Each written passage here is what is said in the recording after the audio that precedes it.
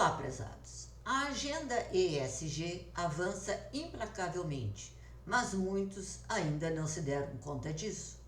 Por isso trago hoje mais um artigo de Rafaela Nascimento, cujo título é ESG e a pobreza energética dos povos. Abre aspas para Rafaela Nascimento. Fontes energéticas renováveis ou verdes, solar e eólica, são alvos de grande atenção recentemente, devido ao fato de que mais e mais países procuram investir nessas matrizes. A realidade é que tais matrizes escondem impactos danosos, sejam eles ambientais ou mais direto ainda na vida do cotidiano dos indivíduos, como os observados em Gana. As energias solar e eólica apresentam ineficiências intrínsecas a seu funcionamento, tais como um máximo de 12 horas de luz solar, no melhor dos cenários, e dependência de condições ideais para o seu funcionamento, como a velocidade do vento e o espaçamento entre as turbinas, o que leva à utilização exagerada de áreas que poderiam ser utilizadas para a agricultura, por exemplo. Além disso, tais matrizes apresentam ainda pontos a serem considerados, como a mineração dos metais que são utilizados nos painéis solares e os efeitos para a saúde daqueles que vivem perto de parques eólicos, e até mesmo os efeitos para os animais que são vitimados pelas turbinas. Devido à baixa eficiência e demais problemas já discutidos, é correto imaginar que tais matrizes não sejam adotadas principalmente pelos países que estão em desenvolvimento. Entretanto, muitos países, visando atingir melhores índices ESG, a governança social e ambiental, adotam tais matrizes energéticas. Os casos de Gana e Sri Lanka apresentam um futuro sombrio para aqueles que buscam de todas formas adequar-se ao ESG. Os efeitos das políticas ESG nas matrizes energéticas já criaram uma nova onda de pobreza energética, que é definido como a falta de acesso ou acesso limitado à energia elétrica ou à energia suficiente para aquecer ou resfriar as casas.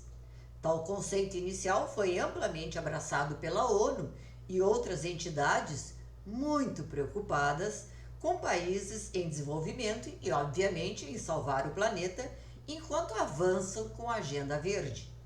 Na verdade, a pobreza energética é combatida por meio de acesso amplo e restrito à energia barata, que é obtida através de combustíveis fósseis, energia nuclear ou através de energia hidroelétrica, como é o caso do Brasil.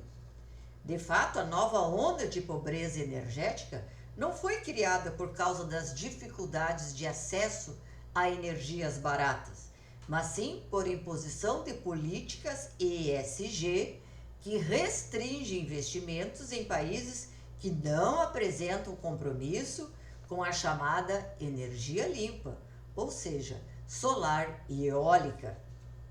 Assim, a mudança de uma matriz energética barata e eficiente para alternativas mais caras e pouco eficientes levará milhões à fome, devido à capacidade limitada de refrigeração para a estocagem de comida, por exemplo. Nessa mesma direção, os apagões constantes observados em Gana apresentam um cenário mais catastrófico para hospitais, estações de tratamento de água e esgoto, criando assim um ambiente perfeito para a disseminação de pandemias. Explico: a dificuldade prolongada de acesso a alimentos impacta diretamente na imunidade do indivíduo, que fica mais suscetível a doenças comuns, e alia-se a isso a falta de água tratada e a capacidade limitada de operação dos hospitais devido ao racionamento de energia. Temos então uma fórmula capaz de vitimar países inteiros, reduzindo assim suas populações. É importante perceber que esse é o mesmo estado de coisa capaz de criar guerras civis. As políticas ESG já foram abraçadas por bancos que fazem parte do Climate Action, que é definido como uma aliança de investidores comprometidos em fazer com que as maiores corporações mundiais emissoras de gases de efeito estufa tomem as medidas necessárias para mitigar as mudanças climáticas.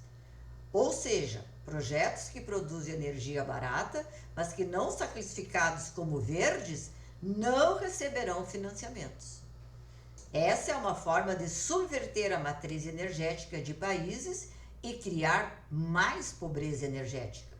Dessa forma, o caos em andamento criado pelas práticas ESG ainda impactará governos e populações de países que aceitem tais políticas. E como sempre, os mais pobres serão chamados a pagar por tal extravagância, para dizer o mínimo, pois esses não possuem condições de comprar créditos de carbono. É sobre isso também a preocupação do professor polonês Jakub Bożidar-Wiśniewski, em um artigo para o Instituto Mises, que afirma que é impossível implementar uma nova ordem sem criar o caos em massa. Segundo ele, os eventos dos últimos tempos ressuscitaram grandemente a preocupação em pessoas que estão conscientes de sua liberdade, propriedade e dignidade pessoal, pois essa trama totalitária mundial produzida pelas elites deseja destruir o pouco que resta da liberdade de expressão, da livre iniciativa e do livre pensamento. Longe de ser apenas uma teoria conspiratória, esta trama está descaradamente se desenrolando diante de nossos olhos. A inflação coordenada, o estrangulamento ambientalista e da agricultura, do setor energético, a loucura destrutiva dos bloqueios, a promoção implacável da insanidade, parece claramente estar formando uma tempestade perfeita do caos planejado mundialmente. Obviamente, nenhum desses fenômenos é espontâneo e não é preciso ser um gênio para compreender as consequências danosas de sua implantação. O novo normal, o grande reset, são a prova dessa maldade coordenada. É preciso se perguntar por que motivos estariam por trás dessa frenética destruição da atual ordem econômica por este grupo globalista. O que inspira essa sua sanha para arruinar a atual ordem social? A única resposta satisfatória parece horripilante. Após tanto dinheiro e poder, esta elite parece ser apenas capaz de obter satisfação psicológica por meio de atos perversos, atos de destruição em massa. Embora a percepção de que essa nova ordem pareça ilógica, incoerente e impraticável, a percepção de que algo está em curso, de que há uma meta de ruína mundial, deve manter as nossas mentes sóbrias e atentas. É preciso opor-se firmemente às maquinações malignas daqueles que querem a dissolução da ordem vigente.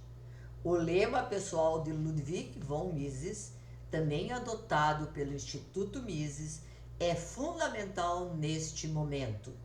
Não ceda ao mal. Ao contrário, proceda cada vez mais corajosamente contra ele. Pensemos nisso. Eu sou Thaís Scalco Corazza e hoje são 10 de agosto.